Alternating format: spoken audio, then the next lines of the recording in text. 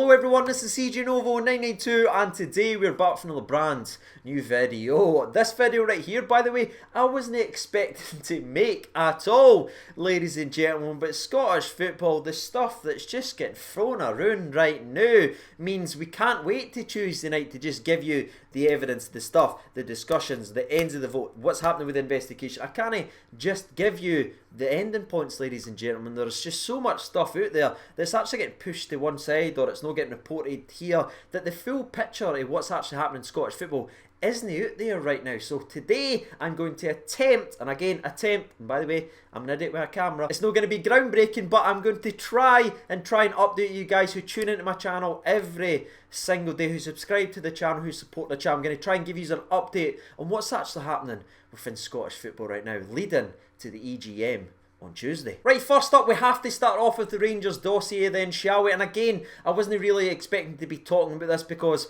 2 weeks ago when I was with Stevie for Four Lads Had a Dream, we discussed this was eventually going to come out at the exact time where Rangers always said they were going to release it, despite the media questioning if it even existed or if Rangers were going to even back up their claims of having a dossier, all that stuff. We knew a couple of days before the meeting Rangers would provide the dossier. And that's exactly what Rangers Football Club did.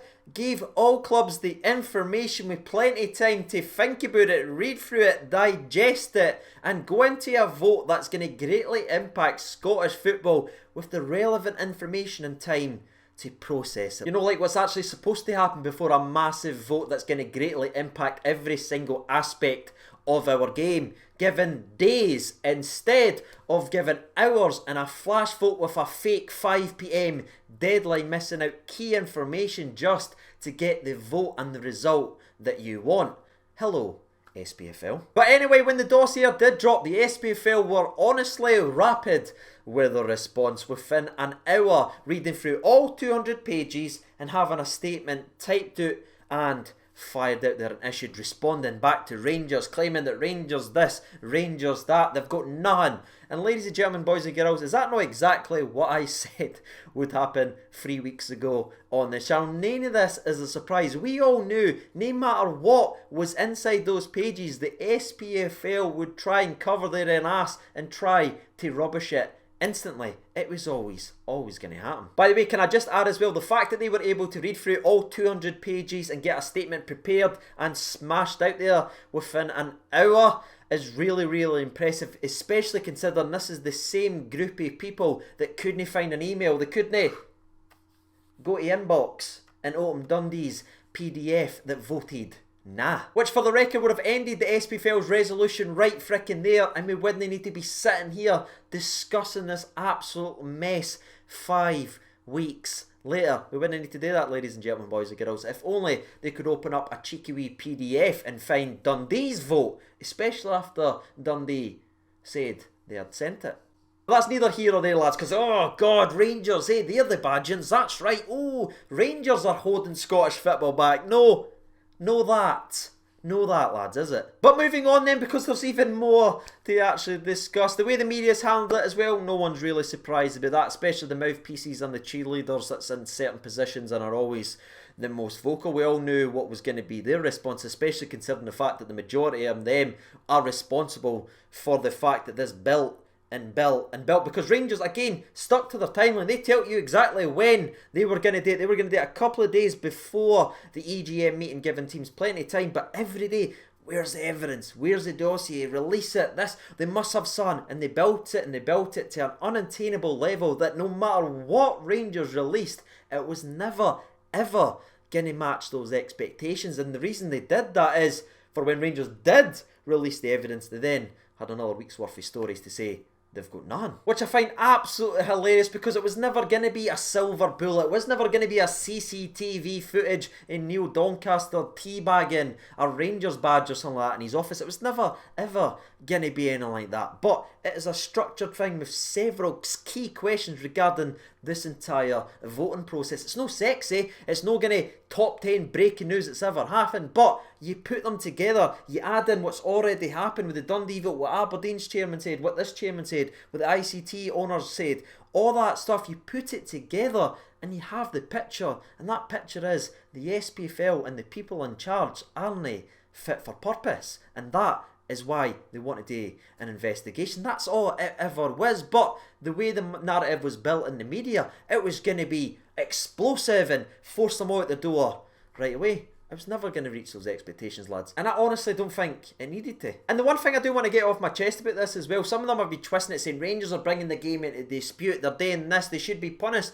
Rangers are doing what's well within their rights today. If there is something wrong with Scottish football, they are a membership club. They are well within their rights to ask questions, especially when there's this much amount of shit that's on the walls regarding this entire situation. And it leads me to something I've said a couple of times on this channel. Scottish football is hating itself to death, right? We all know for a fact that they people aren't fit for charge, right? If you take Rangers out of this situation, you take them out of the equation, Celtic's been complaining about them, this team's been complaining about them, this team's been complaining about them for years now, right? Now we've came to a monumental moment in Scottish football where there's clearly, and I mean clearly, something off with the way this has been not only created, pushed through, handled and controlled. It stinks, lads. But instead of everyone sort of going, aye, the SPFL's finally made the blunder, let's get rid of the arseholes, let's get league sponsorship in, let's get more money for clubs, more money for players, let's get the league going forward off the park, because on the park it is, let's get it together. But are we doing that? No, because the narrative's been spun. It is Scottish football versus Rangers again. Rangers are the bad guy and everyone's just eating it up because they're obsessed with their hatred of Rangers. But all that was just 2 days of Scottish football news. As of today and as of 2 and 3 o'clock this afternoon, there's even more out there. Once again, Doncaster stepped up and done a wee interview where he was just toss softball questions, and there's no bullying, there's no this, and this whole bullying thing's been turned into a meme now, and people are laughing and pointing at Rangers saying you said this, you said that. Well, Rangers have always stood by what they said on the 11th of April, I believe it was. Sorry if I'm not getting the exact day there. Whatever the day was, Rangers have always stuck by their original stance and their original statement regarding the bullying subject. But the SPFL was weirdly twisted this, and they've turned it in to almost like a bat to slap back against Rangers, ignoring like the possible £10 million liability that will cost the clubs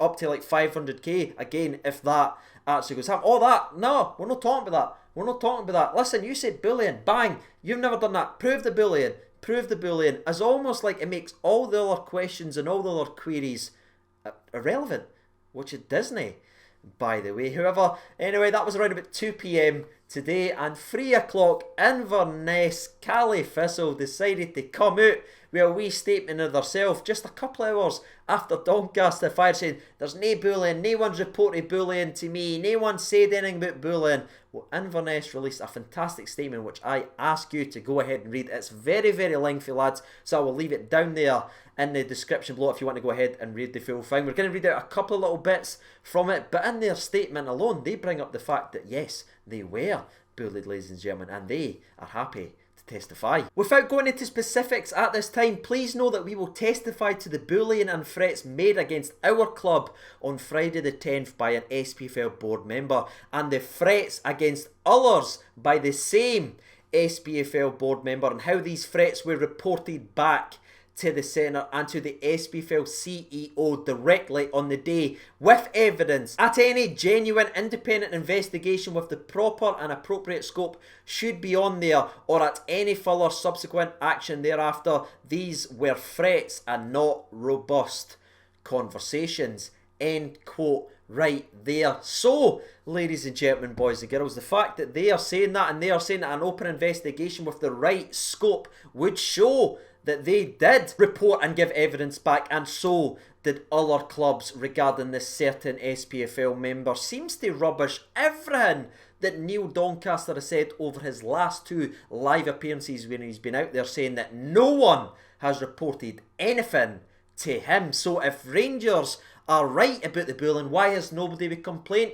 Well, ladies and gentlemen, boys and girls, we've heard it today as of 3 p.m. that they were, and Neil Doncaster is apparently lying again. Now, there's honestly so much more written in this statement by Inverness, Callie Thistle, talking about the lies and manipulation from the SPFL before the vote, during the vote, and after the vote. You definitely have to go ahead and read it. But what I will say about this statement, it's not just a one-off comment, it's not just a wee line about bullying, but what this statement does is it blows up the narrative that has been created over the last couple of weeks by certain people in the media and the SPFL, that this whole Rangers versus Scottish football thing isn't right at all. It's no Rangers versus the SPFL. It's Rangers and Scottish football clubs standing up against someone who isn't fit for purpose and who has misused his power, because that is what's out there. That's what I'm saying. Mistake after mistake, lies, contradiction. It's all there now. And hopefully, because it is now out there, we can actually get back to the real issue and the real problem that's there, because it's no Rangers, it's no this club, it's no this club,